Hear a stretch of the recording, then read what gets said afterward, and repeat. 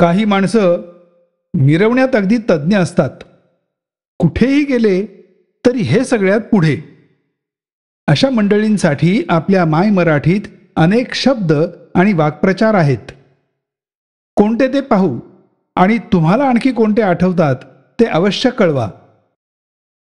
कालच्या कार्यक्रमात सायली कशी पुढे पुढे करत होती पाहिलत का? ठमा काकूंनी प्रास्ताविक केलं. त्यात नवीन काही नाही, ती नेहमीच टेंभा मिरवते. उमा काकू उद्गारल्या.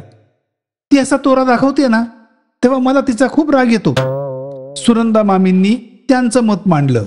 हो ना, सारखी काय आपलीच टिमकी वाजवायची. इति रमा वहिनी.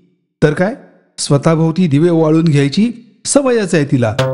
शोभा काकू म्हणाल्या. मुद्दा लक्षात आला का?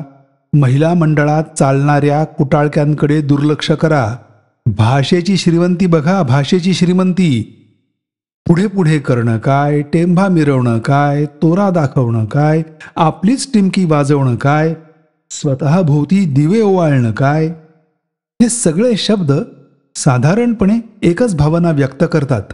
अर्थात प्रत्येकाच्या अर्थाची छटा निराळी, पण साधारण अर्थ तोच.